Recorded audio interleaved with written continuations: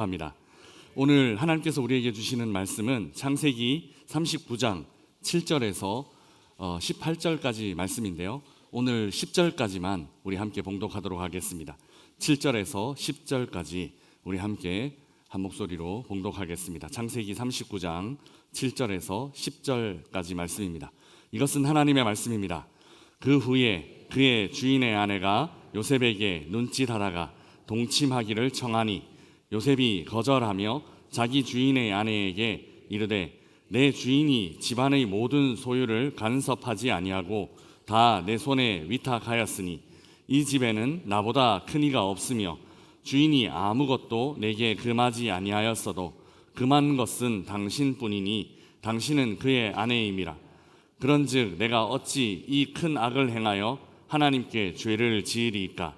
여인이 날마다 요셉에게 청하였으나 요셉이 듣지 아니하여 동침하지 아니할 뿐더러 함께 있지도 아니하니라. 아멘. 지난 시간에 우리는 꿈꾸는 사람에 대해서, 꿈꾸는 사람이 어떤 사람인지에 대해서 살펴보았습니다. 꿈꾸는 사람은 그저 어떤 기대하고 그저 어떤 기대가 이루어지기를 바라는 그런 사람이 아니라, 사실 꿈꾸는 자라는 말은 칭송하는 표현이 아니라 멸시하는 표현이었습니다. 어려운 말로 멸칭이라고 한다라고 배웠고, 이 멸칭을 칭송으로 바꾸어가는 삶의 여정이 바로 꿈꾸는 사람의 삶의 여정이다라고 배웠습니다. 그리스도인들은 세상의 흐름에 그저 휩쓸려 살아가는 사람이 아닙니다. 세상의 흐름에 역행하여서 거슬러 올라가며 사는 사람입니다. 세문안교회에서 1895년에 있었던 그 일은 모든 사람들이 그 콜레라에 걸린 사람들 반대편을 향해서 가고 있을 때 그 환자들을, 환우들을 등지고 등진 방향으로 가고 있을 때 그 우리 믿음의 선배들은 그 콜레라 걸린 사람들을 향해서 나아갔습니다. 그리고 그들은 그렇게 그리스도인이라는 멸칭, 예수 믿는 사람이라는, 예수쟁이라는 그 멸칭을 칭송으로 바꾸며 조정에서조차 예수병원으로 가라 라고 칭찬할 정도의 삶을 바꾸었습니다. 오늘은 꿈과 야망에 대해서 살펴보려고 합니다. 우리는 참 많이 꿈이라는 것과 야망이라는 것을 서로 혼돈하며 살아갑니다. 꿈이 야망인 것처럼, 야망이 꿈인 것처럼 그렇게 생각하며 살아가곤 한다라는 것이죠. 너의 꿈이 뭐니? 라고 우리 아이들에게, 혹시 또 이 자리에 계신 우리 성도님들에게 질문을 한다면 여러분들은 어떻게 대답하시겠습니까? 그리고 대부분 우리 자녀들은 어떻게 대답할까요? 예전 비전 트립 영상에 한번 이 문구가 있었습니다.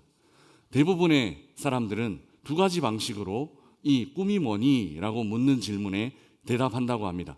첫 번째는 직업을 갖고, 의사냐, 간호사냐, 판사냐 하는 직업을 갖고 대답하고, 이 직업을 갖고 말하는 데는 또 다른 한 특징이 있는데요.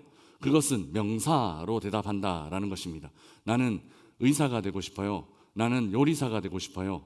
꿈이 뭐냐라고 묻는 질문에 많은 아이들이, 그리고 사람들이 이렇게 명사로 혹은 직업으로 대답한다라는 것이죠. 꿈이 만약에 직업이 되면, 그리고 명사가 되면 어떤 일들이 따라오게 되는가 하면, 첫 번째는 이런 일들이 따라오게 됩니다. 성취에 집착하게 됩니다. 의사가 되었느냐, 못 되었느냐. 의사가 되기 위해서 그러면 어떻게 해야 되느냐? 의대를 가야 한다. 그러면 의대에 들어갔느냐, 못 들어갔느냐. 이런 성취의 그 어떤 지점에 내가 이르렀느냐, 못 이르렀느냐를 갖고 우리의 인생이 판단된다라는 것입니다. 그리고 자연스럽게 우리는 경쟁에 내몰리게 됩니다. 내가 저 사람보다 등급이 올라가서 의대에 들어갈 수 있는 자격을 얻느냐, 못 얻느냐가 이 꿈을 이루는데, 그러니까 직업이라는 꿈을 이루는데 가는 자가 되기 때문에 그렇습니다. 꿈이 직업이 되고 꿈이 명사가 되면 첫 번째는 성취에 집착하게 되는 모습이 따라오게 됩니다. 그리고 다른 사람들과 끊임없는 경쟁하려는 상황에 놓이게 됩니다. 그리고 두 번째는 어떤 결과가 따라오는가 하면 실패를 견뎌하지 못합니다. 내가 조금만 실패해도, 내가 다른 사람들보다 조금만 느리게 간다든지, 내가 다른 사람들보다 조금만 뒤처진다라고 하면 견뎌하지를 못합니다. 쉽게, 그래서 이런 경우들은 두 가지 경우로 나타나는데요. 성공하기 위해서 아주 집착하는 모습을 나타내다가 그 일을 이루지 못하면 너무 쉽게 포기해버리는 이런 모습으로 나타납니다. 그러니까 나는 안 돼라고 하면서 이제 더 이상 경쟁이라는 것에 참여하지 않으려고 거부하고 돌아서는, 그리고 인생 자체를 그냥 내려놓는 그런 모습들이 참 많이 있습니다. 오늘날 우리 젊은이들이 방 안에 틀어박혀서 있는 경우들이 참 많은데 바로 이런 경우가 아닌가 싶습니다. 실패하면서 이 실패를 통해서 우리는 더 나은 성공으로 나아갈 수 있는 기회가 충분히 있음에도 불구하고, 그럼에도 몇 번 실패가 좌절이 되어서 더 이상 도전하지 못하는 우리 모습이 참 많이 있다라는 것이죠. 꿈이 직업이 되면, 그리고 꿈이 명사가 되면 이런 일들이 따라오게 됩니다. 성취에만 너무 집착하게 되고 실패를 견뎌하지 못하는 모습들로 나타나곤 합니다. 꿈이 직업이 아니라 그저 하고 싶은 일이 된다면, 나는 의사가 되고 싶어요 라고 말하는 것이 아니라 나는 병든 사람을 도와주고 싶어요 라는 것이 된다면, 우리는 꿈을 이룰 수 있는 공간, 꿈을 이룰 수 있는 영역이 훨씬 더 넓어지게 됩니다. 그러니까 꼭 의대에 들어가지 않아도 되고, 불편하시고 몸이 연약하신 분들을 도울 수 있는 기회는 꼭 의대에 들어가지 않아도 충분히 우리가 취할 수 있기 때문입니다. 그리고 명사가 아니라 동사가 된다면 우리는 꿈을 이룰 수 있는 기회, 또 더 풍성하게 그 꿈을 향해서 도전할 수 있는 기회를 얻게 된다라는 것이죠. 이제 이 꿈이 직업이 아니라 하고 싶은 일이 된다면, 그리고 명사가 아니라 동사가 동사로 표현된다면 이라는 질문을 안고 요셉의 이야기 안으로 들어가 보겠습니다. 이 이야기는 우리가 정규 주일학교 과정을 참여하신 분들은 모두 다 아시는 이야기입니다. 그 스토리를 다시 한번 설명해 드릴 필요는 없겠다 싶습니다. 요셉은 보디발의 집 노예가 되었습니다. 그리고 매일매일 끊임없이 보디발의 아내의 유혹의 상황에 처하게 됩니다. 창세기 39장 7절 말씀 우리 함께 읽어보겠습니다. 같이 읽겠습니다. 그 후에 그의 주인의 아내가 요셉에게 눈짓하다가 동침하기를 청하니. 아멘. 이 앞 구절에 나와 있는 성경 본문을 읽어보면 요셉의 용모가 굉장히 준수했다라고 나와 있습니다. 이 세상은 지금이나 예전이나 용모로 평가하는 그런 세상입니다. 어쨌든 요셉의 그 준수한 외모 때문에 주인의 아내의 눈에 들게 되었고, 그 주인의 아내는 끊임없이 요셉에게 추파를 던지고 심지어 아주 적극적으로 동침하기를 청하기에 이르렀습니다. 이 여인의 유혹에 대해서 우리는 단순히 성적인 유혹이다, 성적인 쾌락을 향한 유혹이다라고 생각하기 쉽습니다. 그런데 조금만 더 이 여인의 유혹을 확장해 보면 이런 부분일 수 있습니다. 출세의 통로, 그러니까 왕의 호위 대장의 아내였다라고 한번 생각해 보십시오. 한 여인이 왕의 호위 대장의 아내였습니다. 그러면 이 여인의 집안 배경, 이 여인의 가문이 어땠을까요? 이 여인의 가문이 그저 천한 노예였거나 아니면 천한 평범한 평민이었을 가능성이 많을까요? 아니면 이 여인의 집안도 굉장히 빵빵한, 소위 말해서 사회적 계급이 높은 그런 계층이었을 가능성이 많을까요? 아마 이 여인의 가문도 굉장히 수준이 높은, 가문이 높은 그런 가문의 출신이었을 것입니다. 그러니 이 여인과 연결된다, 이 여인과 사적인 커넥션으로 뭔가 연결된다라고 하면 뭔가 요셉 입장에서는 하나 더 자신의 야망, 자신의 그 가져왔던 꿈틀꿈틀거리는 그 꿈을 이룰 수 있는 그런 기회를, 그런 가능성을 하나 더 얻게 되는 것일 수 있다라는 것이죠. 우리 조선시대의 왕들 혹은 귀족들, 그저 왕들이 그 평범한 여인들과 결혼했습니까? 아니면은 귀족들이 그저 평범한 가문과 혼인을 맺었습니까? 아니지 않습니까? 빵빵한 가문은 빵빵한 가문들끼리, 왕족은 그 신하들 중에서도 굉장히 영향력 있는 그런 신하의 여식들과 그 여성들과 혼인을 맺었다라는 것이죠. 이런 측면에서 이 여인의 유혹에 넘어간다면, 요셉이 만약에 이 여인의 유혹에 넘어간다면 요셉은 자신이 뭔가 이룰 수 있는 어떤 인맥 네트워크, 출세를 향해서 갈 수 있는 어떤 발판을 하나 더 유리하게 가질 수 있는 그런 기회를 얻게 될 수 있었다라는 것이죠. 그래서 이 유혹의 현장은 야망이 생겨나는 곳일 수 있습니다. 사랑과 야망은 항상 이렇게 이어져 있습니다. 87년 드라마입니다. 사랑과 야망은 서로 맞서 있는 것 같기도 하고 서로 같은 맥락에서 이루어지는 듯 보이기도 합니다. 야망을 사전에서 찾아보니 이렇습니다. 크게 무엇을 이루어 보겠다라는 어떤 희망, 그리고 아랫부분에 예시로 정치적 야망이라는 예문이 들어가 있습니다. 바른 꿈이 뭐냐 하면 바른 꿈은 항상 하나님께로부터 오는 것입니다. 하나님께서 우리에게 먼저 보여주시고 하나님께서 우리에게 먼저 알려주신 것이 바른 꿈입니다. 그런데 인간적인 욕망, 인간적인 야망은 뭐냐 하면 사람들 안에서 생겨나는 그 욕망과 욕구를 통해서 생겨나는 것이 바로 인간적인 야망입니다. 참 많은 사람들이 이 야망과 꿈을 혼돈하면서 살아갑니다. 야망을 꿈이라고 생각하며 그렇게 생각하는 경우들이 참 많이 있습니다. 우리는 이 하나님께서 주신 꿈인지 아니면 그저 내 안에 인간적인 마음으로 생겨나는 야망인지를 잘 구별하면서 살아야 합니다. 야망이 꿈인 줄 알고 살아가다가는 아까 명사화된 것 그리고 직업화된 꿈 때문에 상처를 받거나 포기를 한다거나 계속해서 경쟁에 나 자신을 내몰게 되는 그런 경우들이 참 많이 일어난다라는 것이죠. 그러면 이 두 가지를 어떻게 구별할 수 있을까요? 꿈과 야망, 야망과 꿈을 우리는 어떻게 구별할 수 있을까요? 첫 번째는 목적이 다릅니다. 꿈은 하나님을 드러내기 위한 것입니다. 그런데 야망은 자신을 드러냅니다. 하나님 이전에 자신을 드러냅니다. 이 문장을 조금 더 자세하게 표현하면 이렇습니다. 꿈은 하나님을 드러내기 위해 자신을 수단화합니다. 내가 수단이 되어서, 내가 통로가 되어서, 내가 도구가 되어서 하나님을 드러낸다, 그런 인생이다 라고 하면 우리는 하나님께서 주신 바른 꿈을 꾸고 있는 것입니다. 그런데 야망은 어떤 것이냐 하면 자신을 드러내기 위해서 하나님을 수단화합니다.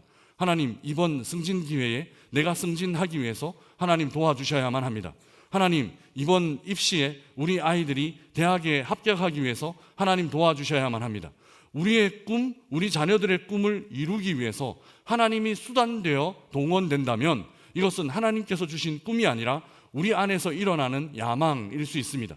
하나님 앞에 이것이 야망인지 아니면 하나님 앞에 이것이 바른 꿈인지 날마다 점검하고 구별하며 우리는 하나님 앞에 우리 자신의 모습을 내어 비춰야만 합니다.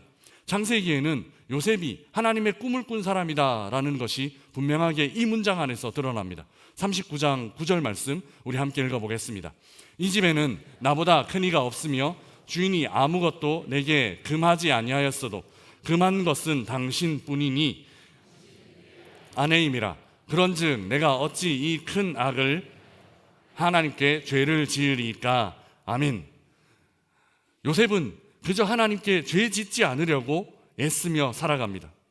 요셉의 삶이 꿈꾸는 삶이었다라는 의미는 그저 직업이나 그저 명사화된 어떤 목적, 어떤 목표 지점에 있지 않았습니다. 요셉의 꿈은 그렇게 되지 않았습니다. 그저 요셉은 하나님께 죄 짓지 않으려고, 그저 요셉은 하나님과 늘 함께하는 삶, 그저 요셉은 하나님과 늘 동행하는 삶, 그곳이 어디 있든지 애굽의 그 노예로 팔려간 지점이든지 아니면 억울한 누명을 뒤집어 쓰고 감옥 안으로 들어간 지점이든지 간에 요셉은 뭔가 어떤 명사화된 직업이라는 목표 지점을 이루기 위해서 애썼던 것이 아니라 하나님과 늘 동행하는 삶, 하나님 앞에서 죄 짓지 않으려고 몸부림치면서 살았던 삶을 살았기 때문에 요셉은 꿈을 꾸는 사람일 수 있었습니다. 그리고 두 번째, 과정이 달랐습니다. 꿈은 목적을 이루는 것보다 과정을 소중히 여깁니다. 그러나 야망은 목적을 이루기 위해 수단과 방법을 가리지 않습니다. 그래서 옆에 겉모술수라는 말이 있는데 목적을 이루기 위해, 목적 달성을 위해 수단과 방법을 가리지 않는 어떤 온갖 모략을 가리키는 말입니다. 야망을 가진 사람은 이렇게 합니다. 목적 그 하나를 이루기 위해 내가 무언가 되거나 내가 무언가 어떤 위치를 차지하는 이 목적 하나를 이루기 위해 수단과 방법을 가리지 않는다. 설령 이 일이 그리스도인으로서 할 수 없는 일이다 하더라도, 설령 이 일이 하나님 앞에 죄 짓는 일이 될 수 있다 하더라도 그 사람은 수단과 방법을 가리지 않고 오로지 그 목적 이루는데 혈안이 될 것입니다. 과정이 다르다라는 것이죠. 여기에 다시 한번 등장하는 단어가 있습니다. 그것은 바로 경쟁입니다. 다른 사람들보다 내가 한 걸음 앞서가기 위해서, 다른 사람들보다 먼저 내가 그 지점에 도달하기 위해서 끊임없이 수단과 방법을 가리지 않고 경쟁하게 만드는 것이 바로 이런 삶을 사는 사람들의 삶이라는 것입니다. 유튜브를 보다가 굉장히 마음에 와닿는 대화 내용이 있었습니다. 꿈을 직업으로 갖는 사람, 그리고 꿈을 명사화하는 사람은 이런 방식으로 대화합니다.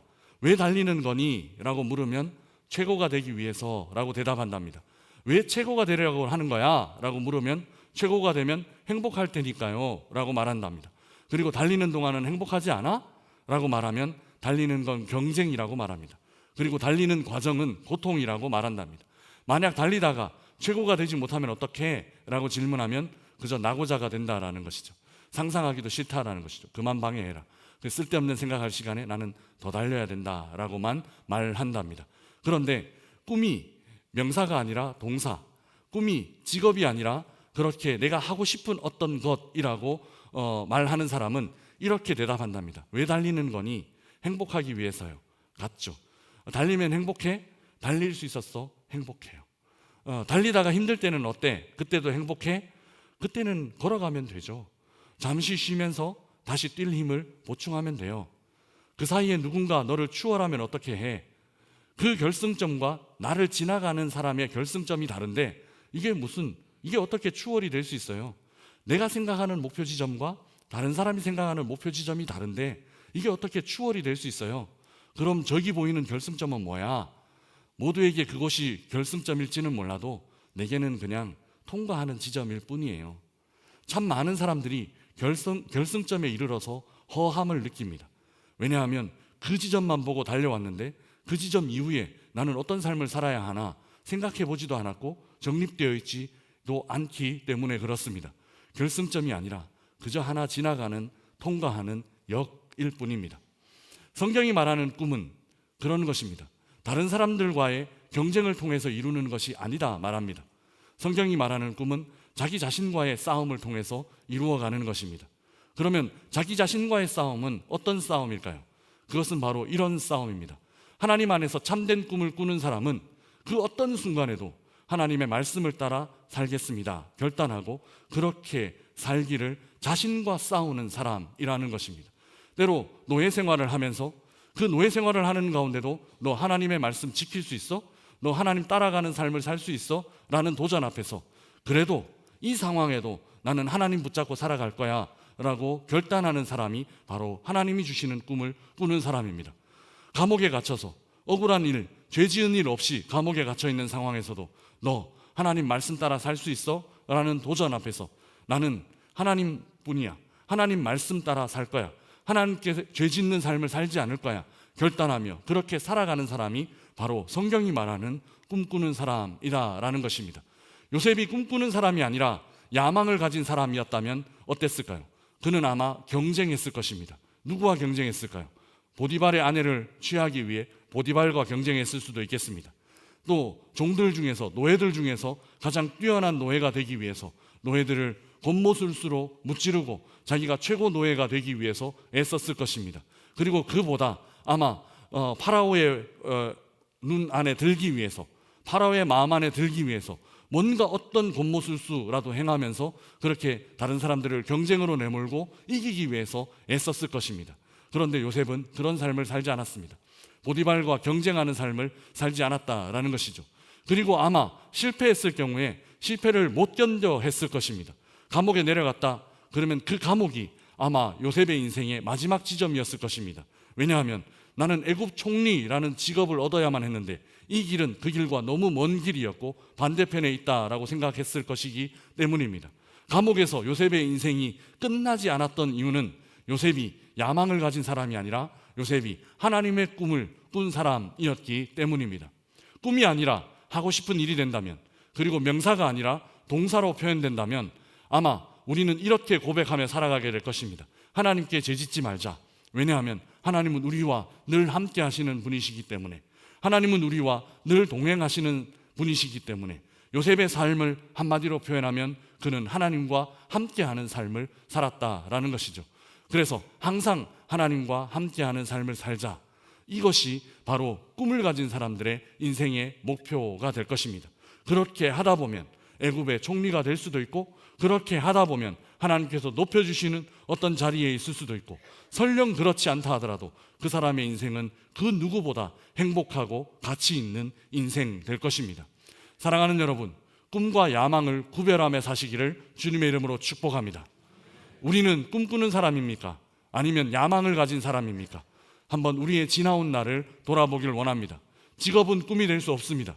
더더욱 그 직업이, 내가 이루고 못 이루었던 그 직업이 성공과 실패의 기준도 될 수 없습니다. 설령 내가 이루었다 하더라도, 그 직업 되었다 하더라도 그 직업 이룬 것이 인생의 성공 아닙니다. 설령 내가 그 직업 못 얻었다 하더라도 그 직업 못 가진 것이 우리의 인생 실패가 아니다라는 것입니다. 우리는 항상 하나님과 동행하는 삶을 살고 있습니다. 오늘 하루 하나님과 얼마나 깊이 동행했는지가 성공과 실패의 기준 삼아 사는 우리 모두가 되어야 할 것입니다. 요셉의 꿈은 애굽의 총리가 되는 것이 아니었습니다.